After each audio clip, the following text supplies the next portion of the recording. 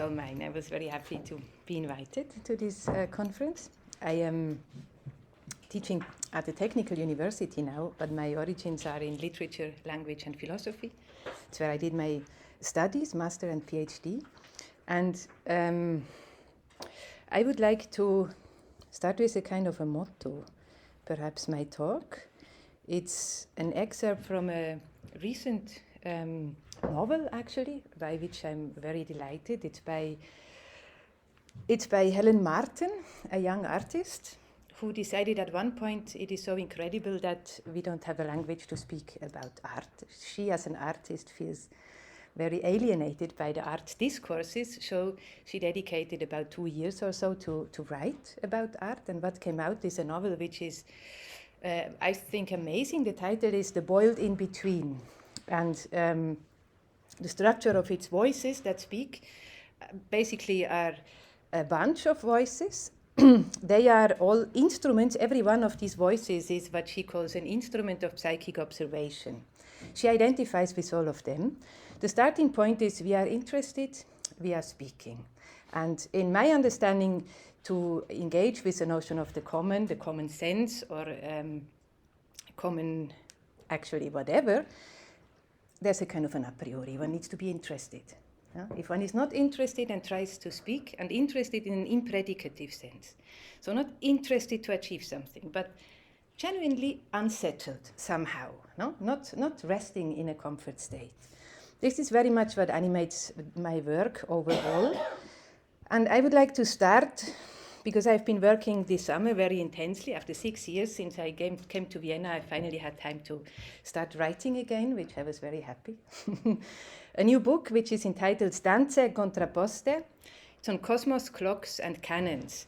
And I would like to read to you just one short passage from the beginning, because I think it's the quickest way to kind of communicate my interest in a notion of the common sense, which is decidedly not a concept, in my understanding. So, by saying it's not a concept, the idea is to kind of cast its conceptions in a kind of a sculptural way. So cast it in the sense that it can be produced, that it engages in the process of figuring things out. So it's about entering a way of thinking, basically. That is not evident for oneself. How to achieve that? So, make this a bit larger. How to enter, because it's a dialectic, so it's a spiral, but it's a dialectic which, unlike the Hegelian dialectic, where the interest is that the universal can realize itself, it's a notion that I basically learned to understand through the work of Michel Serres, on whom I have worked extensively in the last 10 years. It's a notion of the universal which needs to be attained, not realized. It's a spiral nevertheless, so how to enter such a spiral way of thought, for which rationalization is central and spinning, radiating in all directions, and without principal bounds. How to keep in check this radiant spinning strife. Doubt alone, by being undecided and of two minds, methodical or not, is not enough. We need to quantize doubt, to discretize it ekphrastically. Hesitations allow for such stepping out of one's doubt without really leaving it. Hesitations install a keeping with that is very interesting. To doubt and to hesitate, to stop and to pause, they are not the same thing. What does it depend upon if a pause acts as a stop, or if a stop turns out to have been but a pause?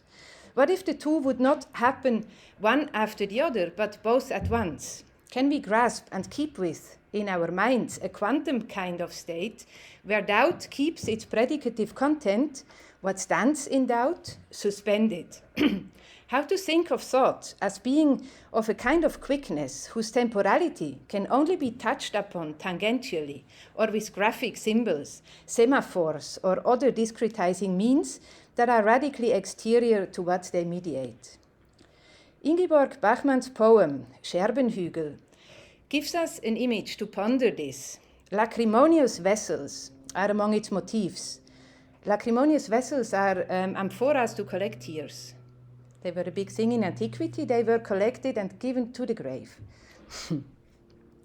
I will come back why this is an important aspect. So lacrimonious vessels are among its motifs, and the poem speaks of the exteriority which a jar maintains to the tears it contains. Jars, in this quality of exteriority to the tears they contain, are like words are to the tears whose reality they are to grasp. Aghast, emptied out, and shell-like. Tears, one is to store them in sachets of silence, she suggests, barely leaking bags that are to keep them safe, such as not to void the depth of what they express, their reality. Such bags, pocketed, are to be placed below the hill of shards, which is the title of the poem, Scherbenhügel. Ingeborg Bachmann imagines a mountain of jars that are broken and have already let go the tears they once contained. So the poem goes like this. I have a translation, but it's not one I would publish. It's more a kind of a make me help right now. I will read it in German. You see the English on the other slide. Vom Frost begattet die Gärten, das Brot in den Öfen verbrannt. Der Kranz aus den Erntelegenden ist Zunder in deiner Hand. Verstumm, verwahr deinen Beutel, die Worte von Tränen bestürzt, unter dem Hügel aus Scherben, der immer die Furchen schürzt. Wenn alle Krüge zerspringen, was bleibt von den Tränen im Krug? Unten sind Spalten voll Feuer, sind Flammenzungen an Zug. Erschaffen werden noch Dämpfe beim Wasser- und Feuerlaut. O Aufgang der Wolken, der Worte, dem Scherbenberg anvertraut. Tears cannot be conceived, or can they? That's my interest with this piece mainly. Ingeborg Bachmann's poem speaks of a cold kind of conception, no? Gardens mated by frost. Of frost copulating with the gardens before the day dawns. She gives us a meteorological idea of conception, where gardens don't burgeon with bloom and blossom, but by going silent. Still, they are still gardens, confines of peace and recreation, neither untouched nor in good control, but still strong. What stays of the tears once all jars are broken? They rise like mist, mist that sucks the meaning out of words, their breath. Mist denies the words their burial, no form to rise from their tombs, to be remembered as their proper presence lost. The gardens keep empty words from being put to rest. They keep them from becoming form, by keeping them stored, by placing them amidst cracks filled with lambency, tongues of fire flickering from the pile of shards. Ingeborg Bachmann imagines jugs that are broken, tears that abscond. Cemeteries and gardens blur into quantum state. Still, in the double sense of the word, temporal and harmonic, they are places of peace, even if they are places of piling up, of broken containers left behind. They are, the poem suggests, what is to be entrusted, to conspire, to keep safe the dawning of the days. Such keeping safe acts in a cold conception, when the weather brings the skies intimately close to the earth. Can we think of the relation words maintain with time, as if they were like days, rather than events or things carved out of a day or emplaced in one of them? How to reckon time with words, when words are themselves more like days, whose dawn is entrusted to a happening like the one the poem is speaking of? If words were like days, they would give birth to happenings in cyclic rhythms. Days can never be filled to fulfillment, or can they? If words are like days, they would keep what they contain in suspension, encrypted and emplaced in glyphs that are carved into time, not by taking time out, by making a void, but by inserting pauses. An atomist kind of hesitation that discretizes the swelling continuum sprayed by doubt that has turned cyclical and is being partitioned, quantized. So the title I submitted for this conference is this one here, A Meridian Proprioception and the Common in the Outwith of World, a canonical question for quantum literacy. quantum literacy is much concerned with what I tried to convey with the discussion of this poem. So a kind of a quantization of methodical doubt by hesitations that is not approached through substance or form, so not conception, in the logical sense of Begriff, I must say. And at the core of it is an understanding which for me is still quite recent, that I encountered through the work of Werner Hamacher, who says poetics is the prima philologia. And this was quite mind-blowing to me. So something like metaphysics to physics, poetics to philology. It takes away the historical scope of philology. And the question is, what does it place there instead? So my thinking, this is why the new book is entitled Cosmos, Clocks and Canons, is that it's a notion of cosmos instead of history, a notion of cosmos. And this notion of cosmos must be the referent of what I understand as with Hamacher as a philological quest. So a philological quest is engaged with roots, with etymons. It is engaged with the form of conception. It is engaged with semantic orders, with all of these things, but they are regarded a bit like figures, artifacts that one finds, so a kind of an archaeology for which there is no linear history, because the interest is not to find epochs of their emergence, but to learn from every one of them how they have been crafted. So there's a strong emphasis with this philology on what I now call professionalism. No? And professionalism in the sense of countering the notion of the experts. Because a profession, in its philological understanding, always starts from a declaration. A declaration, like a doctor, I commit myself to employ the power of my knowledge for the good. Or like when I had to do, I was totally shocked. I almost did not pass my PhD degree because I actually had to give an oath.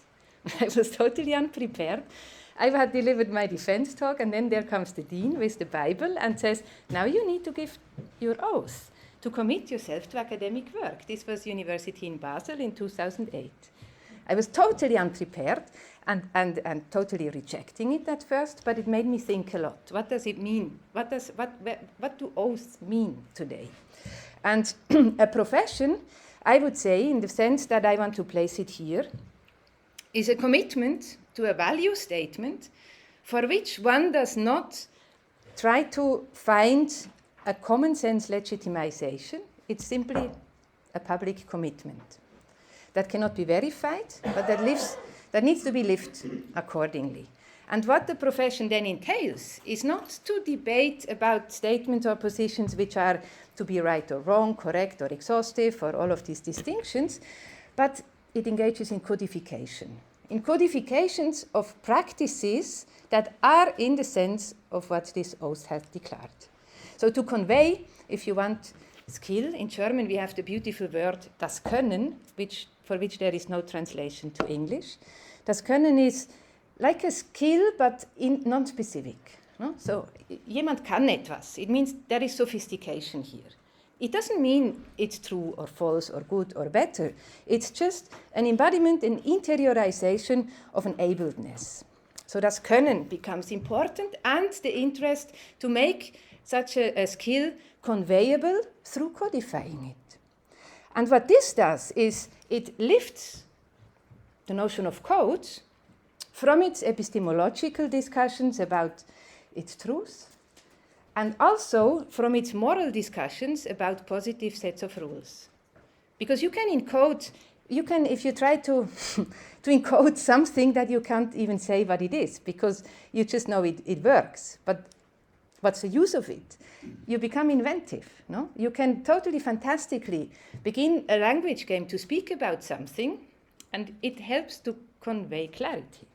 There is a similar kind of a decoupling, like the jars and the tears, no? Of a form and the meaning that it can convey. Once we have a communicational notion about this, and communication, this is my legacy from the work of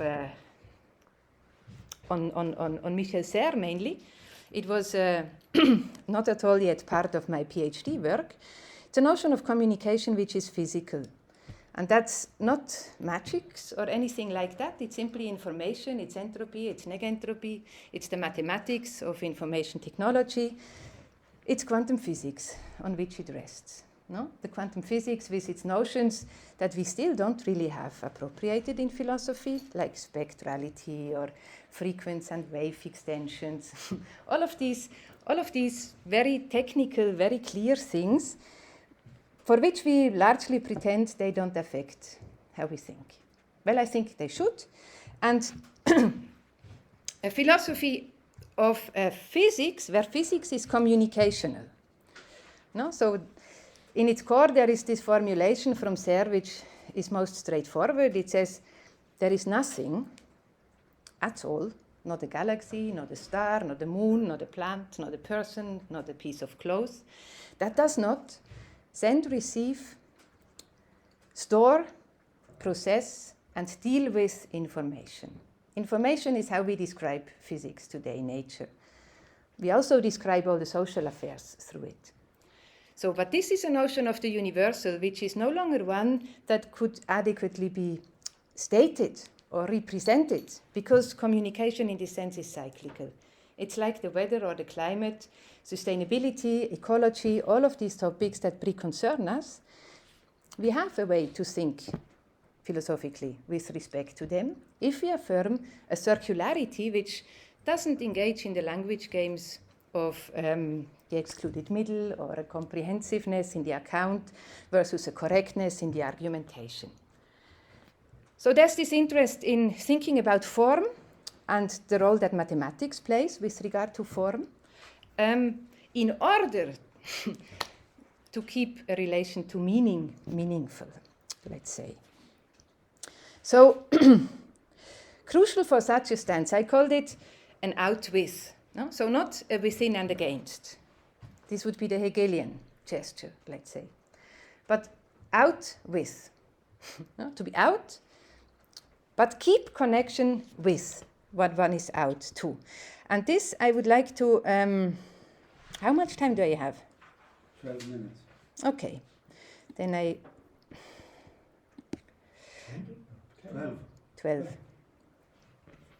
So what links this kind of communicational physics with this interest in the philology, for which there is something like a metaphysics, no? So the prima philologia is poetics.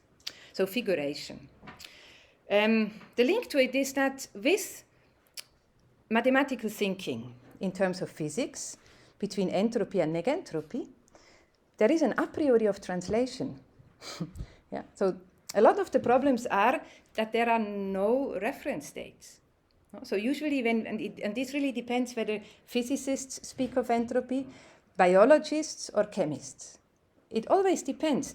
Entropy is relative to its negative, but bounded by some kind of body.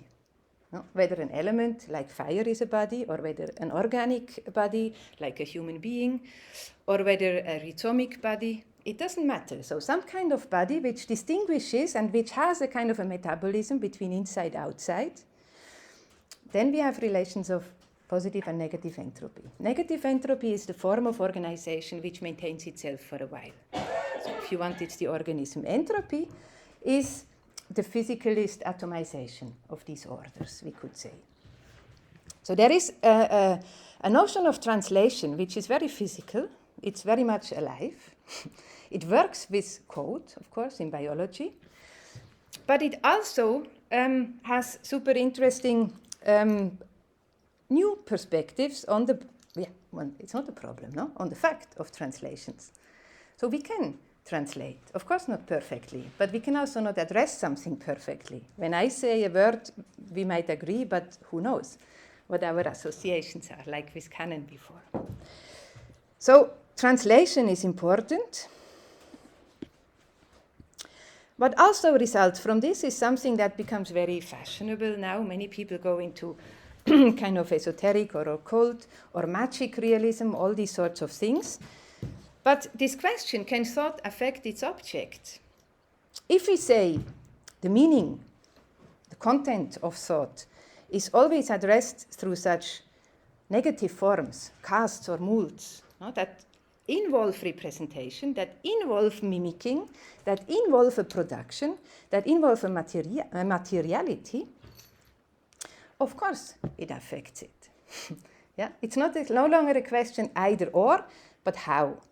And that's again the relation to this professionalism. So, the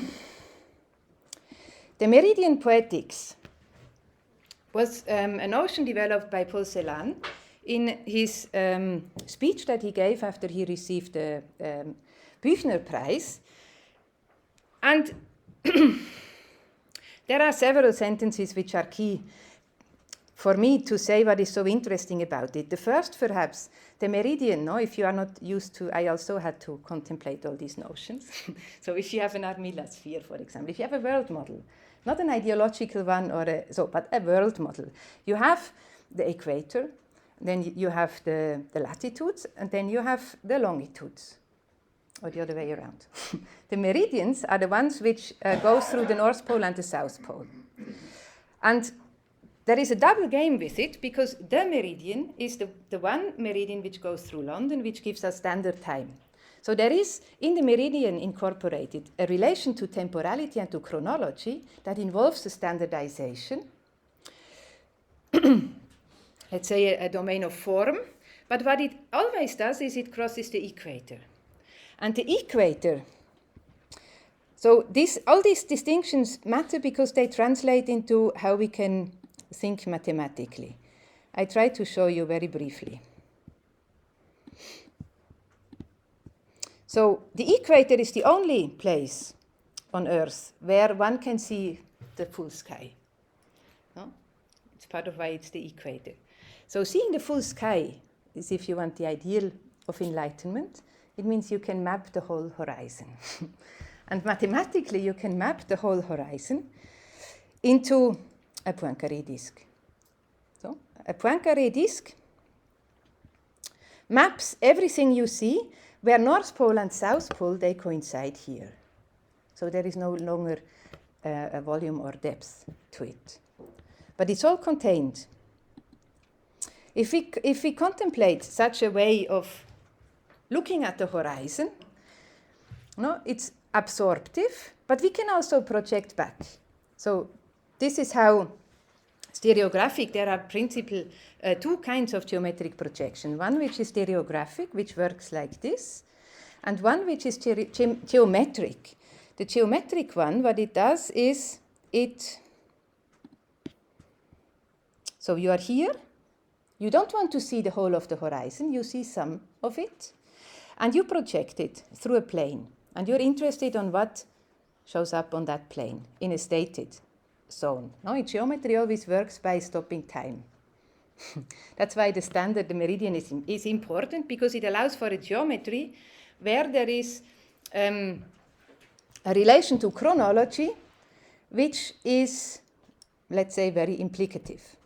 No? So, but these are principal ways of how we can project. And when we try to form, when we try to really make sculpture, this is an old image of a kind of a horse rider on a horse which is cast in life size. The whole construction, how you can make this, is extreme. It involves the whole world. Yeah? It involves it on the instruments. It involves it on how, so one needs a structure. Then one needs the mold. The mold needs to be able to breathe, because you're going to pour hot metals inside, so it cannot burn. So it needs this kind of, like the blood vessels, to circulate. Then you need all the instruments who are able to do this. You really work with the whole world in a reduced schema, but you need to understand of the material, so of all of the aspects, in order to produce a negative form. So, and for doing this, these kinds of projections, and also in their principal distinctions, are extremely important. They will ultimately teach you whether and how you can figure it out. So, what can we take from this for thinking? It's a relation to time, optics and time. And there is, and I think it's the most important aspect of quantum physics today. It distinguishes, so both is light. No? Everything is light, according to quantum physics. But light has a double makeup. One is the particles. The particles actually refer to that which has no mass, to the photons. And photons, I mean, this is a mind-blowingly metaphysical concept, because photons, as being defined by that which has no mass, are eternal. They're ions. They're not coming from the historical, from the natural process. This is the photons, and the complement is, of course, mass. No? But this is all light. So there is an optics. It has become super popular with contemporary rendering software. In physical modeling, it's called caustics. And caustics basically says, how can we project a reality without assuming that there is one source of light? So we don't have the geometrical play where everything is subjected to stopping time when the sun is in the right angle. But caustics tries to invent the cosmos within which a certain light appearance, like here, broken light through glass. What kind of cosmos would produce? No, you start from the phenomenon and you try to, in a way, retro-engineer the cosmos in which it would produce this phenomenon. The way that it does this is literally by tracing rays of light, and many, no? All the rays of light that kind of make up such a scenario. And it has become computational. That's why it's now super popular and creating all of these realistic pictures. But every still life in painting has worked with the same kind of reasoning. No? When they try to depict the mirrors, the light angles, so the acoustic optics does not try to produce. It does not start from an abstract way of measuring how we can vision things. It takes phenomena and tries, through knowing how instruments can measure it, to invent a notion of the cosmos that could accommodate this phenomena without having to make it less than what it really is. Of course, it's an ideal, it's an approximation, but it's a totally different mindset. It's no longer the question of finding problems and then distinguishing the right ones in order to solve them and to make a next step, a progress. It's really about, so attaining the universal means crafting visions, crafting ways of also utopias, no, that can accommodate phenomena for which there is a common interest, let's say, for which there is care that should be accommodated, even if they are contradicting our inherited beliefs, our securities, and so on. And the way, I mean, this is the beauty of mathematical thinking. It can do that because it itself doesn't mean anything. Nobody is, no? So we have a lot in our group. We used to have a lot of people from very different religions. It gets very complicated if you start to philosophize technology. But as soon as we speak about the physics of light, the optical instruments, there is a language in which there can be translation. And translation, of course, doesn't mean the original is totally reduplicated, no? But it means there is a space for common concerns and common talks. So we are interested, we are speaking. I think this is very crucial for a common sense notion. Yeah, I hope I gave you some ideas of where my work is going. I know it's no longer properly in philosophy, also my custom of talking is not. So be it. Thank you very much.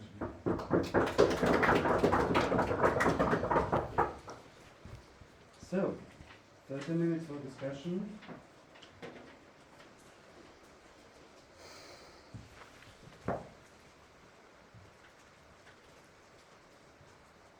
Shall I start then? Correct me if I got the first part wrong. But maybe mostly we have a different understanding of what interest is, because then I would imagine that what you said, that this outwith, or what I would translate from your talk as, in my understanding of common sense, would be that it's something praxeological instead of something, or performative instead of something being conceptual.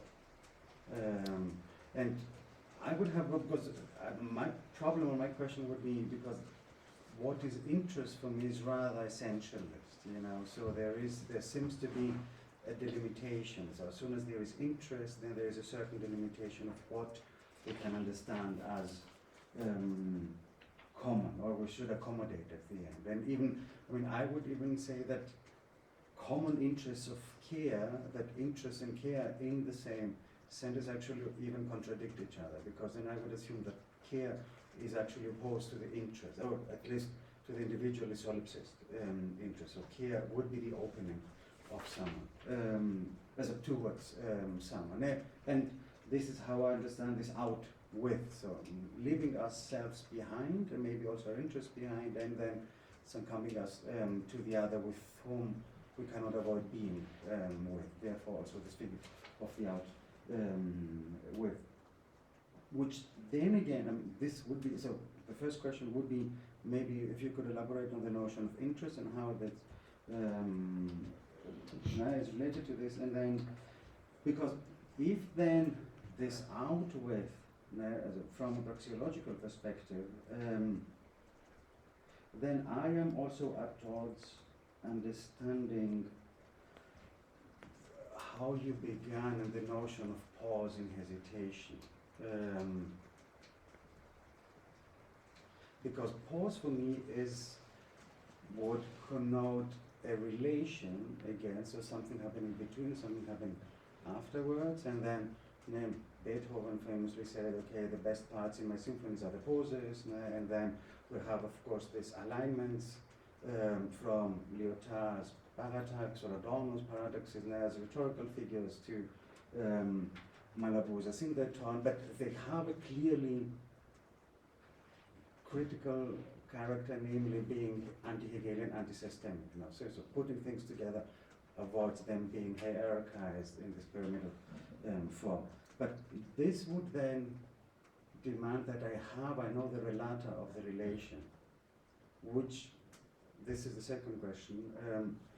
I always thought that performativity, at least as I know it from Derrida or Butler, subverts the meaning that is being conveyed and then does not necessarily change the relata of the relationship. So if I got the whole thing correctly, what are then the relata of the common sense here? Yes, so performativity is not the paradigm that I would place this in. The way that you describe interest is, I would say, a predicative notion of interest, so to be interested in something. And then what you want to do is to have what you are interested in acknowledged, represented, and so on. But what I care about is a principal notion of interest, being interested. So when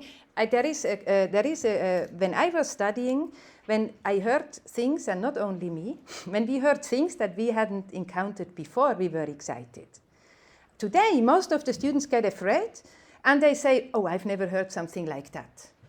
They refuse it. This is what I mean. It's an ethical stance which has to do with being interested, not in something specific, and not in a way that actually then this kind of interest is only possible if we don't gravitate everything in our individual being. But if there is a sense of marvel, if there is a sense of wonder, all of these metaphysical things, no? which drive us, which are a part of the motifs, why we go to study, why we read difficult stuff.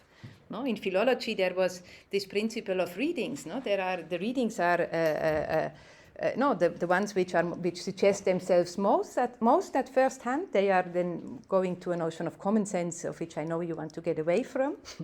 But then there was a kind of an agreement, and this again has to do with this professionalism, where a reading which is convincing, but the most unlikely one, but still convincing, this is the most interesting one.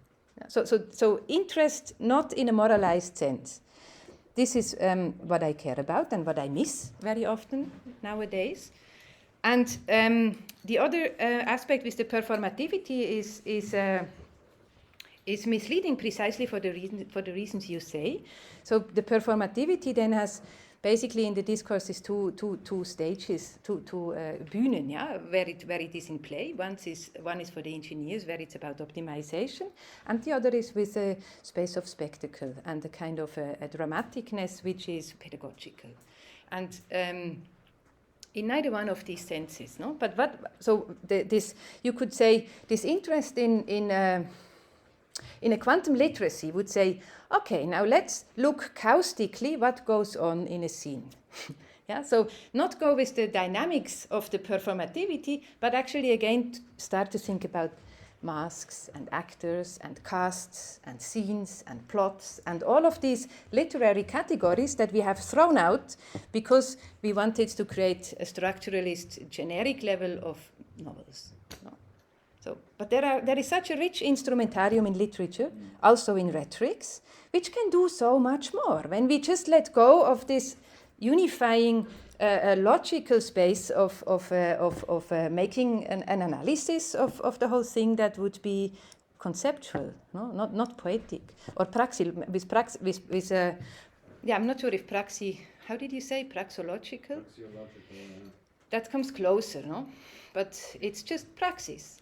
So it's about the arts. I think one of the biggest, let's say, unfortunate legacies we have from the Enlightenment is the distinction between fine arts and useful arts. So because this decapitalizes mathematical thinking from all notions of theory. It delegates it to be useful and to be applicable, which is basically the status that mathematics is taught today. Almost no artist would be excited or is excited about when I tell them, if you come to write theory paper, I'm teaching architecture theory, but I called it architecture theory and philosophy of techniques because I'm coming more from the philosophy of techniques side. And I tell them, you need to learn abstraction, so you need to learn mathematical thinking. That doesn't mean you need to agree with it, but it's an instrument. You need to keep things apart. You need to know that the harmonic mean is not the same like an arithmetic mean and like a geometric mean. And then we can talk about things like the column, or then we can talk about things like the canon and so on. In architecture, it's derived from the columns and from figures. So this is crucial. If you don't have this, what should we talk about? No. They're not excited about that, but it's so evident.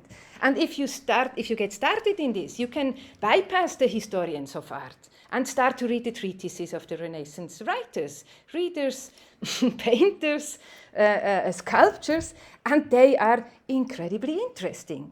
Even so, you don't know what you will do with that. It's not performative. It's if you want, it's educatory. And then you can figure out what you want to do with it. So this is not emancipatory, it's liberating. That's what I would connect with it. And in my understanding, the problem with a lot of discussions around the common sense is that they want to link it with emancipation. And I don't think this can possibly work. There needs to be the interestedness first, or whatever one wants to call it. No? Thank you. Thank you.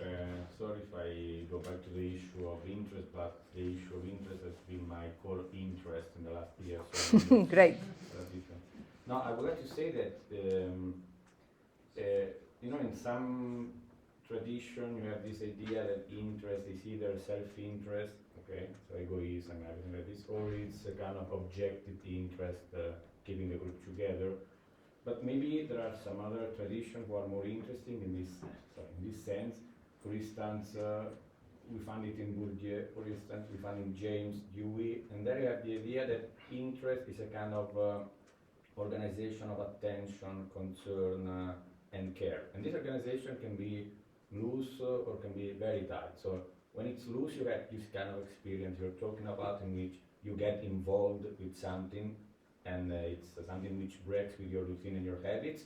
But sometimes interests get fixed and rigid, so you have like group interest in the sense that if you belong to this group, then you find that something is relevant, something is not, something is important. So maybe this umbrella term of interest keeps together both what Thomas is talking about, what you're talking about, and I find this notion very important. So this is my first comment.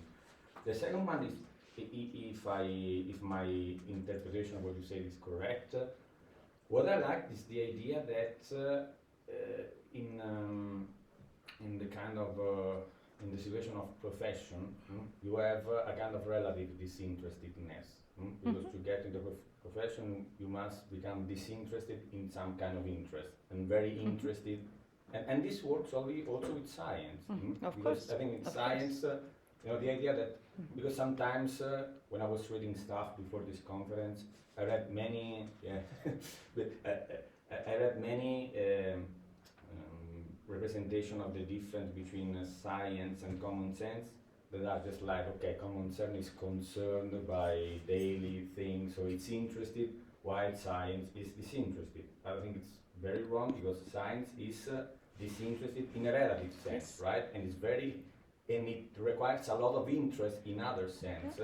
And what I find important in what you say is that when you reason at the scientific level, you become so disinterested that a common interest between people having different interests, religious, becomes possible. So, I mean, what I like in your presentation is dialectic between relative disinterestedness and interest that you find also in science and not only in other domains. I hope my comments are clear. Thank you. Yes, I'm very glad about the comments. They meet a lot of the points that were important for me, yeah. And I think what is the distinction between this notion of interestedness that also is there in Dewey, that is there in Bourdieu, that is there for me, I've been reading a lot of Simone Weil around these questions, and it's always when there is still a relation to something one would call spiritual, no? It doesn't need to be a specific religion, or precisely it should not be a specific religion, but so an acknowledgement, there is actually, now I show it nevertheless. I know it will be very politically incorrect, but look at this. What you have here, of course, but it's never discussed. If you just say, I'm not interested in whether this is a man or a woman or white or whatever, I abstract from that because the interestedness needs to abstract from things. That's the relativism that you mean. So I abstract from that. What I see is a translation between square and circle. Yeah? So this figure, which is to give proportion, so it is the source of measure that for a human scale. The point is not the particular ratios, because some people took, the fingers as a unit, or the arms as a unit, or the foot as a unit, so many competing schemes of systematizing that. Let's call them currencies, of measurement. But what we have here is a translation, a very essential translation between the square and the circle. And what is interesting is that with regard to the circle, the center point is the navel. The center point is life. This is the spirituality. We don't make life, no? We reproduce. We don't make life. Not yet, probably never. Whereas the center point of the square, which is of course for the rationalization and for the productivity, is the sex. You see? So there is a translation, and this is where the notion of the canon is coming from. The canon in mathematics in antiquity was called so because it needed to translate from the harmonic domain, where you only have constellations, like the cycle of fifths. So this is astronomy. That's why the stars are so insightful. No? So this is in mathematics, it's called harmonics, to the geometric, which gives you a plane, which gives you a volume, which gives you all these things. So the canon is the translation between these two. What Vitruve described, what Leonardo paints, is precisely this. It's birth, it's life, and it's sex. Yeah? And it's not there is no hierarchy between the two. That's what gives the architectonic proportions, because there is not an order to it. And now when you look at, I love Donna Haraway very much, yes, I've learned more from her than from a lot of other people. But when she makes this comical argument, she abstracts from it, It looks like the same center point for the square and for the circle. So this whole witz, it just really doesn't get the point, no? So it's a polemical or a common sense or whatever kind of argument. I still like it, of course, but it really misses the point. And it's coming out of no longer thinking mathematically. No? So let's abstract from this being a figure. No? We can talk about that too, but not only. There is another level involved. And this kind of, so then if we say, okay, before technology as a paradigm, it was clear. I mean, that's why the mathematicians had these foundational wars. It was totally clear that when we speak about form and about numbers and about these things, it is spiritual stances. So, and then, yeah, it escalated, it exploded, and now we pretend it's no longer there, but it's about to escalate again. So that's why I think it's important to address these things. Sophie? I just have a small question, and maybe I misheard you. Did you say that liberation and emancipation were different for you? Yeah. And they have two different meanings in what you were saying? Can you elaborate on that? I didn't understand that. Yeah, the liberation goes with the navel and life, the spiritual, if you want. It's liberation is something that not somebody else can give one. Whereas emancipation is within the social orders. Both are important, but they're not the same.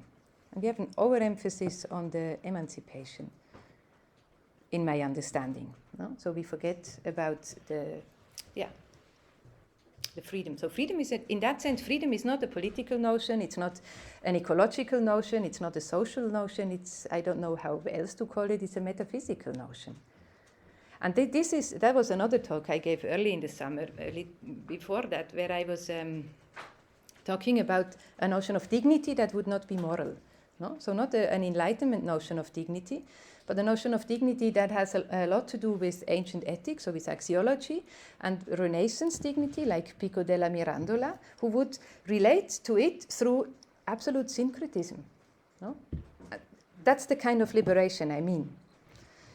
And then dignity is not reserved for humans or for any kinds of being, but then dignity is attached to nature. But nature is not coextensive with the study of nature, so physics is not nature. No, there is always the proportioning between the circle and the square when we try to rationalize nature.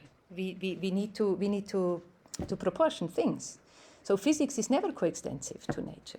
And then that's where the notion of the cosmos is important, because the cosmos can accommodate all these projections, which are not, they're not seamless. No? So this is what we realize with quantum physics. So phenomena then contradict each other. There is not one or, we don't know how to order it, we don't know how to proportion it. The cosmos needs to be the receptacle who can accommodate that. But that means the cosmos is not the universe. So we need to reread Plato. Timaeus says this. The demiurge is not God. The demiurge got instructions from God of how to make a world. And like a Tractatus, he shares the professionality of world making. Everybody who reads the Timaeus can make worlds. And then this gives a total different flavor to to many things, the relation of the Timaeus to the Republic, and so on.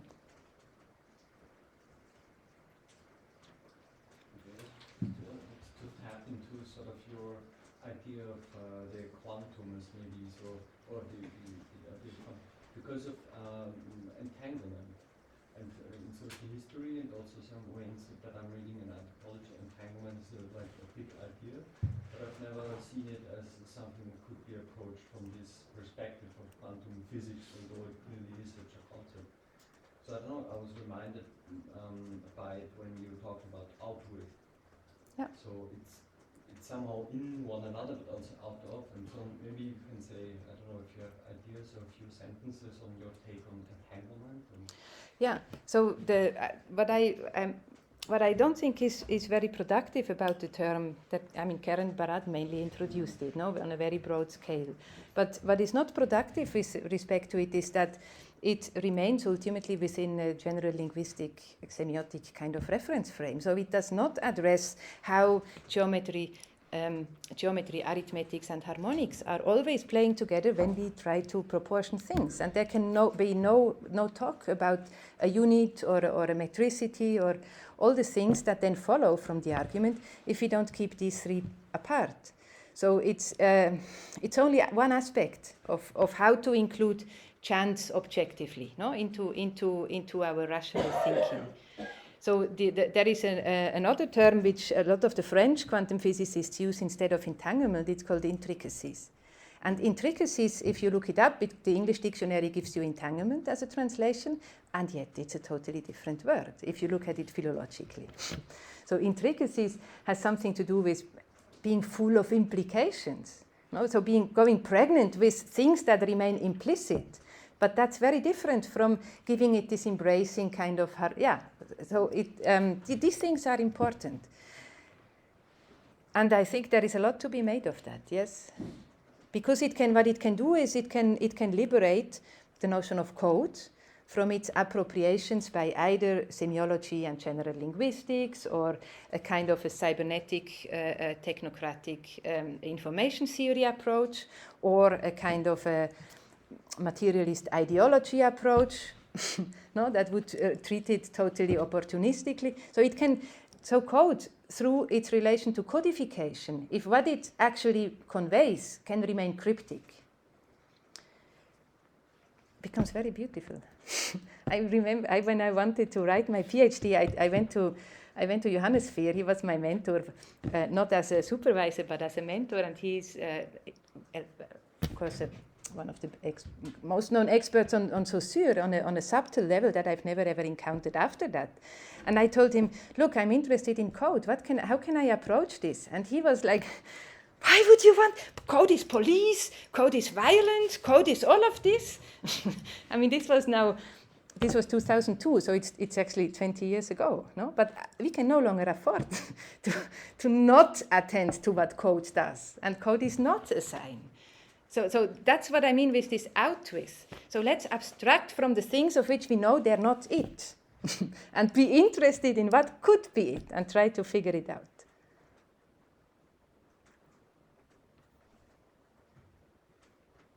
Okay, then maybe just one last question.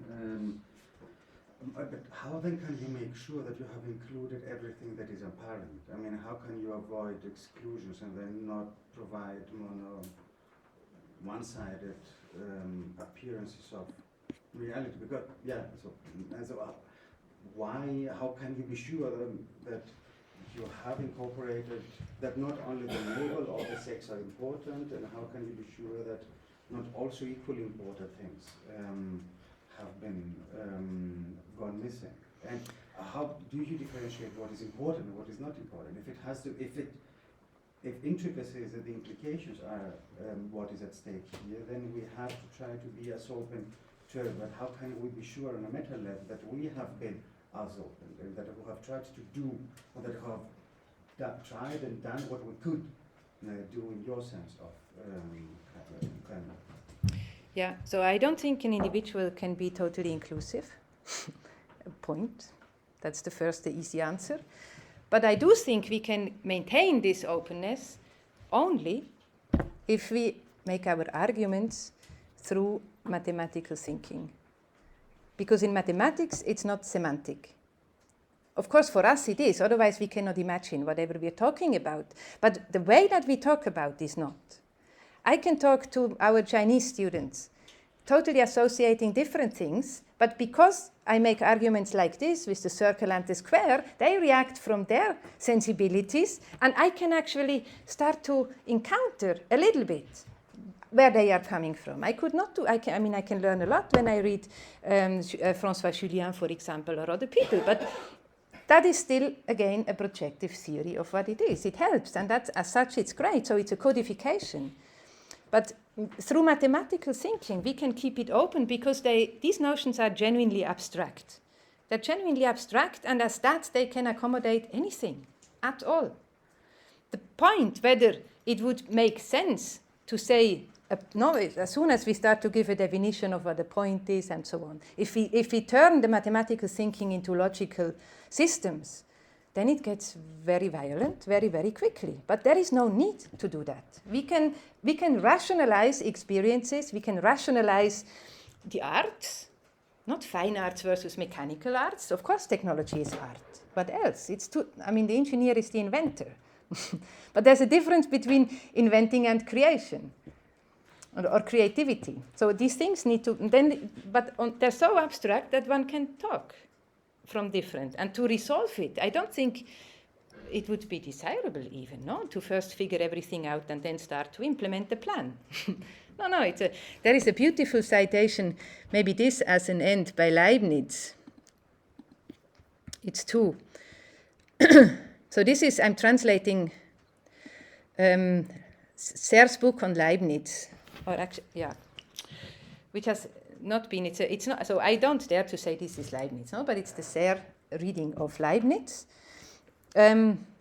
which I like very much. So there's this one sentence, he says, fortunately, Leibniz's system is made so that continually and in a single movement, it constructs itself and speaks of itself. That's again this notion of interestedness. It forms itself and describes its formation so that it intertwines its semantics and its syntax.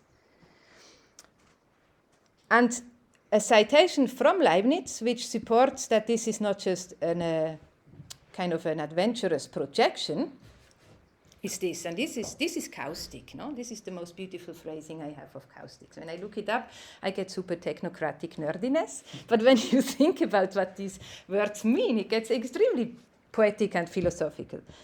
So Leibniz says it's almost like throwing several stones into the water at a time, each of which makes intersecting circles without destroying each other. But when the number of stones is too large, the eyes are confounding. This is the quantum optics, confounding eyes. It's not just about am I the instrument or am I the object or am I the agent of seeing. What about confounding eyes?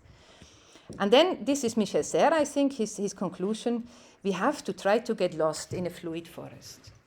And like with the poem of Ingeborg Bachmann, it's not simply poetic to bring in meteorological ideas. I think it's crucially important that we start to think like that. So because with code, it's not a subject which speaks. It's a kind of an objectivity that has a voice. It's not neutral. So the way that Serres addresses this is to say, we should say, in relation to Descartes, it speaks. Like we say of the weather, it rains. No, that doesn't, it neutralizes it, but it does not make it innocent. And it does not deprive it of force and power, but it amoralizes it in a first step. Great. Thank you very much again.